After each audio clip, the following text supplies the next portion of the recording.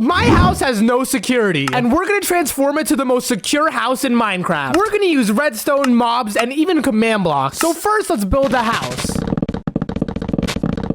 The house is complete. Now let's make it so it's impossible to reach it. So first, let's make the area of the base. And we're gonna make the first ever automatic lava moat. So basically, when we're far away from the house, the floor is just gonna look normal. But when we get near, lava is gonna spawn everywhere. And to do this, we're gonna have to grab a command block. Now let's go to the house. Now break down and place the command block. Now let's type in this command. So now in the chat, it's gonna spam lava up. And the reason it's saying this is because we're 5 blocks next to the command block. So if we get farther away from the command block, the chat is gonna stop showing. But when we get 5 blocks close, it starts spamming. So now that this works, we can grab a comparator, and only when I'm nearby, it's gonna activate this. So now if we increase the distance to 20 blocks, it's gonna work from farther away. So now let's grab the lava making command and plug it into this command block. So now when we get near to the base, lava's gonna spawn and we would fall in. And when we back away, the lava disappears. But let's say someone manages to pass the lava moat. That would be all good because I have a plan. We're gonna make a trap out of creepers. So when someone gets over, I want a bunch of creepers to just come out of nowhere and blow them up. So let's grab some dispensers and dig out 1 block down next to the lava moat. And let's put down the dispensers pointing upwards all around the lava. Now let's grab some creeper eggs and put them inside the dispensers. Now that that's done, let's put cobblestone back over the dispensers and finally put stone pressure plates on top. So if someone just bridges over the lava and jump in, creepers are gonna spawn underneath. But you might be saying, can't they just run away? No. Not only will the creepers just walk and spawn more creepers, but we're gonna make level 3 of the security. In the front of the house, we're gonna make a quicksand trap. And I think using gravel would be better because gravel looks a lot more like cobblestone than sand does. So we're gonna have a patch of gravel in front of the door that leads all the way down to the void. So let's break out a square area in front of the door. And now let's grab some cobwebs and place them all along the top of the void. And what this is gonna do is when the gravel falls down, it's gonna slowly go down the cobwebs just like quicksand, and the player is gonna be stuck inside. But we have to make it float because right now if we place it, it's just gonna fall. And to do that, we have to grab some pistons and place them all along the side. Open up the back of the pistons and make them all activate. And now let's grab normal redstone and repeaters and connect them to all of the redstone torches. So when 1 bit of redstone is activated, the pistons are gonna pull back. So now let's put the gravel on top of the pistons and use signs in the middle. So now we can place gravel on top of it. But when the piston gets pulled back, the sign is gonna break and the gravel is gonna fall. So the quicksand trap is now complete. But how is it gonna activate automatically? Well, that's obvious. We already did the exact same thing for the lava moat. So all we have to do is grab the command and put the command block right over here and change the number to 5.5. So now when we step on top of the gravel, a redstone block is gonna spawn here. So that means the quicksand trap is completely set up. So now when we walk on top of the gravel, the piston's gonna activate and we're gonna fall in. And here we are completely stuck and there is nothing we can do. And eventually we're gonna fall out of the cobwebs and into the void. And this next trap idea is gonna be even more dangerous than the last. So I was thinking about projectile mobs, and the only one I could think of was skeletons. But skeletons are way too weak and they burn in the day. So what's another projectile mob that's stronger than a skeleton and doesn't burn? A blaze. And I don't want blazes just lying around the base. We're gonna make a redstone contraption that shoots out blazes. So let's grab some sticky pistons, redstone, repeaters, and slime blocks. So first let's put a sticky piston, a slime block, and obsidian all around it. And let's place a cobblestone block, a redstone torch, and a button. So when there's a blaze inside and you hit the button, it gets launched all the way up, and now we have to make it shoot out. So let's make a redstone elevator and put the piston on top. And let's add over here another piston with a block on top so the blazes can't just escape. So we click on the button and the piston gets pulled back and pushes him out. So let's test it with a bunch of blazes. And click the button. Come on. Oh, it worked. Now let's put it on all 4 sides. We're now fully guarded. But we have a major problem. How are we going to get to our own house? We're going to make a secret entrance in. And we're going to make it underneath the lava. So let's break down, place a sign, and make a hidden tunnel. And let's grab some blue ice and place it all on the floor. And the reason we're using blue ice is because even though it's next to lava, it's never gonna melt. And it's also super slippery, so we move quicker. Now let's place a piston and a slime block and a tripwire hook in front of it. And let's connect the tripwire to the piston. So when we swim down into the lava, we're gonna get launched by the piston. And when we get to the end, we're gonna climb up these these ladders and make a command block, remove this block, and add it back when we leave. So let's grab a command block, place it underneath the ladders, and put this command in. Now let's put a pressure plate on top, so when we walk on it, the block gets removed. But now we need it to come back. So let's grab a repeater and place them down and give them a bunch of delay. And now let's place the command block again and change the command to put cobblestone back. So now let's test it out. We walk on and we climb up and it respawned. But we're missing something every house needs. TNT cannons. So just like the 4 blaze cannons we have, let's make 4 TNT cannons. So first let's grab all of the materials we need and we're gonna build it 3 blocks high and 5 blocks down. Now let's place a piston facing up with a slime block above. And let's place a repeater facing it at 4 ticks, a dispenser facing up, put some TNT inside, a repeater with 3 ticks, into a block, into the other sticky piston and slime block. And this is it. If we grab a button, put the button in the dispenser and click on it and it launches the TNT. And it works really well and efficiently. The reload time is like nothing. So let's add them to all 4 sides and it's now complete. So say there's some enemy creepers over here and they're about to charge into our base. We could simply hit this button and TNT shoots out and it explodes all of them. Wait, one of them survived. We need more TNT. And wait, the cannon blew up.